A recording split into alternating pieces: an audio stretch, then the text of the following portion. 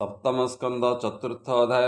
Narad watch शुण राजन स्थिर चित्ते कहबु जाहा तो अग्रते तपे हिरण्य कश्यपुर संतुष्ट होइबे दवर पर प्रार्थना तार शुणी कहिले सन बखाणी ब्रह्मवाच शुण हे असुर पुंगव तोहर जन्म ए दुर्लभ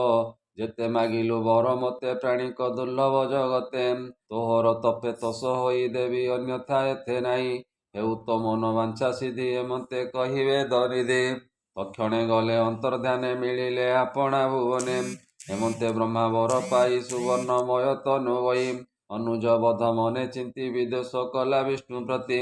ବଳେ ଜିଣିଲା ଦଶ ଦିଶ ତିନି ଭୁବନ କଲା ବସ ଦେବ ଅସୁର ନୃପ ସର୍ବ ଉରଗ ଗରୁଡ଼ ଗନ୍ଧର୍ବ ସିଦ୍ଧ ଚାରଣ ବିଦ୍ୟାଧର ଋଷି ପିତର ମୁନିବର ବିଶାସ ଯକ୍ଷ ରକ୍ଷ ଗଣ ଭୂତ ବେତାଳ ରୁଦ୍ରଗଣ ସକଳ ପ୍ରାଣୀ ଦର୍ପ ହରି ବିଶ୍ୱ ସଂସାର ବଶ କରି ଦିଗପାଳଙ୍କ ଘରୁ ଆଣି ଅମୂଲ୍ୟ ଧନ ରତ୍ନମଣି ସ୍ୱର୍ଗ ଭୁବନେ ସ୍ଥାନ ଯେତେ ଦେବଙ୍କ ଉଦ୍ୟାନ ସହିତେ ସକଳ ବଳେ ଆବରିଲା ଇନ୍ଦ୍ର ଭୁବନେ ବିଜେ କଲା ବିଶ୍ୱକର୍ମାର ଶିଳ୍ପ ଯହିଁ ତ୍ରିଲୋକେ ପଟାନ୍ତର ନାହିଁ ତ୍ରଲୋକେ ଲକ୍ଷ୍ମୀ ଯହିଁ ବସେ ଅଶେଷ ସମ୍ପଦ ପ୍ରକାଶେ ଏ ମର୍କତ ଭୁବି ଯହିଁ ସାଜେ ପ୍ରବାଳ ପାବଛ ବିରାଜେ ପଟିକ ପାଚେରୀ ଆରମ୍ଭ ନିର୍ମିତ ବୈଦୁର୍ଯ୍ୟ ସ୍ତମ୍ଭ ଉପରେ ବିଚିତ୍ର ବସନ ମାଣିକ୍ୟ ଘଟିତ ଆସନ ଦିବ୍ୟ ଆସନ ହେମମୟ ଦିଶ ଇ ଦୁଗ୍ଧ ଫେନ ପ୍ରାୟ ଏ ଲମ୍ବନ୍ତୀ ମୁକୁତାର ଝରା ସୁବର୍ଣ୍ଣ ପୁଷ୍ପ କେରା କେରା ଦିବ୍ୟ କାମିନୀ ଗଣ ତହିଁ ଚଳନ୍ତି ତସ୍ତତ ହୋଇ ଚରଣେ ନୁପୁର ବାଜଇ ରତ୍ନ ମେଖଳା ବିରାଜଇ ବୁଲନ୍ତି ରତ୍ନମୟ ସ୍ଥଳେ ଦେଖନ୍ତି ସୁମୁଖ କମଳେ ଏମନ୍ତେ ଇନ୍ଦ୍ରର ଭୁବନେ ଅସୁରର ସେ ତୋଷ ମନେ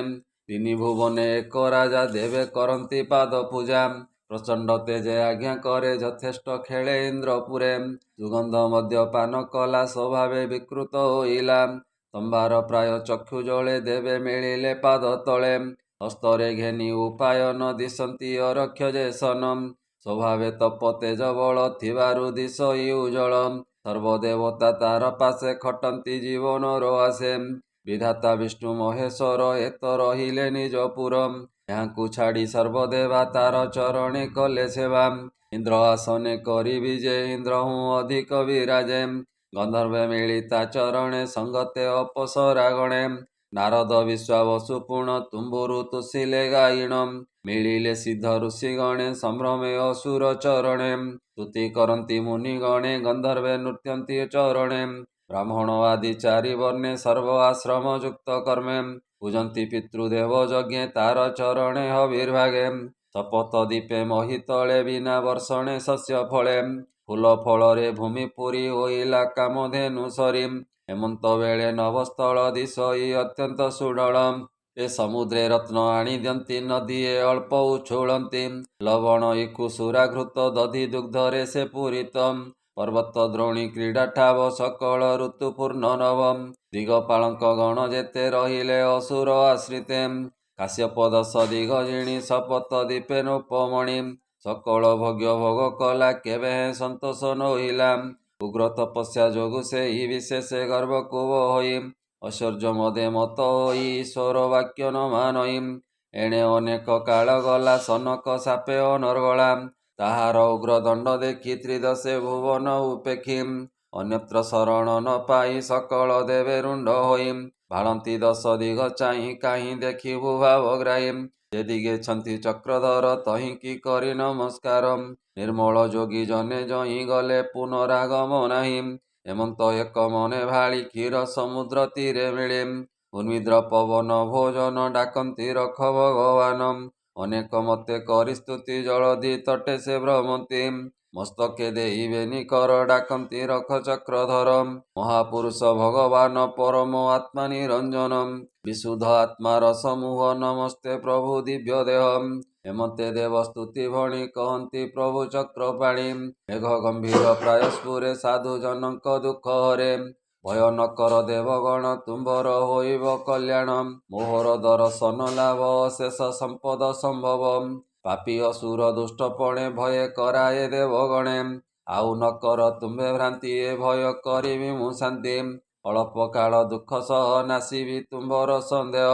ଏ ଯେବେ ଦେବଙ୍କୁ ନିନ୍ଦିବ ଗୁରୁ ବ୍ରାହ୍ମଣ ଏ ନାସିବ ସାଧୁଜନକୁ ଦୁଷ୍ଟପଣେ ଯେବେ ହିଂସିବ କାରଣେ ମୋରେ କରିବ ରିପୁ ଭାବ ତେବେ ବେଗେ ନାଶ ଯିବ। ଏବେ ଏହାର ନିଜ ସୁତ ହୋଇବ ବିଷ୍ଣୁର ଭକତ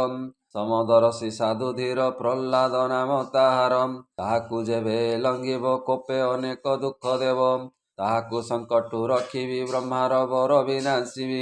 ନାରଦ ବାଚ ହେମତେ ବିଷ୍ଣୁ ବାଣୀ ଶୁଣି ଦେବ ନମିଲେ ଚକ୍ରପାଣି ଗୋବିନ୍ଦ ଚରଣେ ବିଶ୍ୱାସ ଜାଣିଲେ ନିଶ୍ଚେ ଜୀବନାଶ ବିଷ୍ଣୁଙ୍କୁ ପାଦ ପଦ୍ମେ ନମି ଚଳିଲେ ଦେବେ ନିଜ ଭୂମି। ଏବେ ଓ ଶୁଣ ଧର୍ମସୂତ ଭକତ ପ୍ରହ୍ଲାଦ ଚରିତ ଯାହା ଶୁଣନ୍ତେ ପ୍ରାଣୀ ଦେ ଅଶେଷ ଦୁରିତ ନ ରହେ ହିରଣ୍ୟକଶିପୁର ଘରେ ତାହାର ପତ୍ନୀର ଉଦରେ ଜନ୍ମ ହୋଇଲେ ଚାରି ସୁତ ଶୁଣ ପ୍ରହ୍ଲାଦ ଚରିତ ପ୍ରହ୍ଲାଦ ତାହାଙ୍କ ମଧ୍ୟ ବିଷ୍ଣୁ ଭଜିଲା ଚିତ୍ତ ସୁଧେ ଗୁଣେ କି ଦେବା ପଟାନ୍ତର ବିଷ୍ଣୁ ଭକତ ମଧ୍ୟବର ସତ୍ୟ ସମ୍ପନ୍ନ ଶୀଳ ଗୁଣେ ସେବଇ ବିଷ୍ଣୁର ଚରଣେ ସର୍ବଭୂତଙ୍କ ମଧ୍ୟ ପ୍ରିୟ ସ୍ୱଭାବେ ନିବୃତ୍ତ ଇନ୍ଦ୍ରିୟ ସନ୍ଥ ଚରଣେ ଦାସ ପ୍ରାୟ ଦୁଃଖୀକୁ ଭଜେ ପିତା ସ୍ନେହ ସମବୟସ ସ୍ନେହମୟ ଗୁରୁଙ୍କୁ ସେବେ ଦାସ ପ୍ରାୟ ଅସୁର ବଂଶେ ଜାତ ହୋଇ ଅସୁର ଭାବ ହୃଦେ ନାହିଁ ବିପଦେ ଧୀର ଭାବ ବହି ସମସ୍ତ ନଶ୍ୱର ଭାବଇ ଇନ୍ଦ୍ରିୟ ବୁଦ୍ଧି ଜୟ କରି ଶାନ୍ତ ଭାବରେ ଦେହ ଧରି ହରି ଭଜନେ ତାର ମନ ନିଶ୍ଚଳେ ରହେ ସବୁଦିନ ତାହାର ମହାଗୁଣ ମାନ ମୁନି କହନ୍ତି ପୁଣ ପୁଣ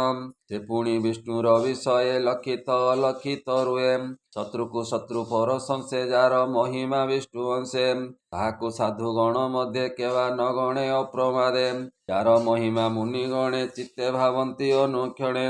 ସ୍ୱଭାବେ ତାର ଶୁଦ୍ଧମତି ହରି ଚରଣେ ନିତ୍ୟ ରତି ବାଳକ ସଙ୍ଗେ କ୍ରୀଡ଼ା କରେ କ୍ରୀଡ଼ା କନ୍ଦୁକ ନ ସୁମରେ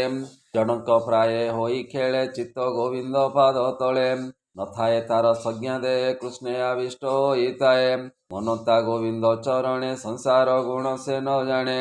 ଜାଗ୍ରତେ ଶୟନେ ଭୋଜନେ ଗମନେ କିବା ଜଳପାନେ ଗୋବିନ୍ଦ ପାଦେ ଚିତ୍ତ ଥାଇ ବିଷୟାର ସେ ଜ୍ଞାନ ନାହିଁ ଏ ବିଷ୍ଣୁ ଚରଣ ଚିନ୍ତି ବୁଲେ ଯେ ଅବା ବୋଲେ ଯେତେବେଳେ ଊର୍ଦ୍ଧ୍ୱ ଉତ୍କଣ୍ଠେ ନାଦ ସ୍ଫୁରେ ନିର୍ଲଜ ପ୍ରାୟ ନୃତ୍ୟ କରେ କାନ୍ଦି ହସଇ ଉଚ୍ଚ ନାଦେ ବିଷ୍ଣୁଙ୍କୁ ଭଜଇ ଆନନ୍ଦେ ନିର୍ମଳ ଭାବେ ଭକ୍ତି ପୁରେ ବିଷ୍ଣୁ ଚେଷ୍ଟାରେ ମତି ଭୋଳେ ବିଷ୍ଣୁର ନାମ ମୁଖେ ଭଜି ପୁଲକ କରି ରୋମରାଜି ଆନନ୍ଦେ ଅଶ୍ରୁ ଝର ଝର ନିରତେ ବହେ ଚକ୍ଷୁଦାର ବିଷ୍ଣୁ ଚରଣେ ଭାବ ଭୋଳେ ରମଇ ଅକିଞ୍ଚନ ବେଳେ ଆତ୍ମା ନିବୃତ୍ତି ଅନୁକ୍ଷଣେ ବିଷୟ ସଙ୍ଗେ ଦୁଃଖ ମଣେ ହେମନ୍ତେ ପୁତ୍ରର ବିଷୟ ହିରଣ୍ୟ କଶିପୁ ନିର୍ଦୟେ ଦେଲା ସେ ପୀଡ଼ା ଅତିରେକେ କେ ସହି ପାରେ ନର ଲୋକେ ଯୁଧିଷ୍ଠିର ବାଚ ହେ ଦେବ ଋଷି ସତ୍ୟବ୍ରତା କହିଲ ଅଦ୍ଭୁତ କଥା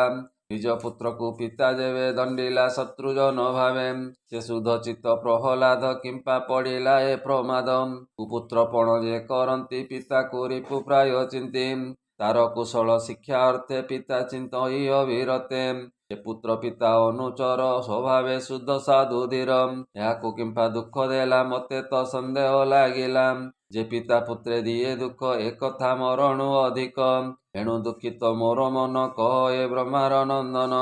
ହେମନ୍ତେ ଧର୍ମ ସୁତ ବାଣୀ ନାରଦ ସଭା ମଧ୍ୟ ଶୁଣି କୃଷ୍ଣ ଚରଣେ ଦେଇ ଚିତ୍ତ କହିଲେ ବିଷ୍ଣୁର ଚରିତ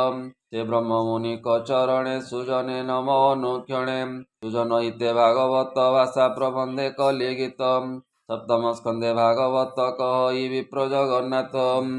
ଇତି ଶ୍ରୀମଦ୍ଭାଗବତେ ମହାପୁରାଣେ ପାରମହଂସ୍ୟାମି ସହିତାମ୍ ବୟାସିକ୍ୟାମ୍ ସପ୍ତମ ସ୍କନ୍ଧେ ବିଷ୍ଣୁ ପ୍ରସନ୍ନ ବର୍ଣ୍ଣନେ ନାମ ଚତୁର୍ଥୋऽଧ୍ୟାୟ। ବୋଲାନନ୍ଦେ କବାର ହରି ହରି ବୋଲ।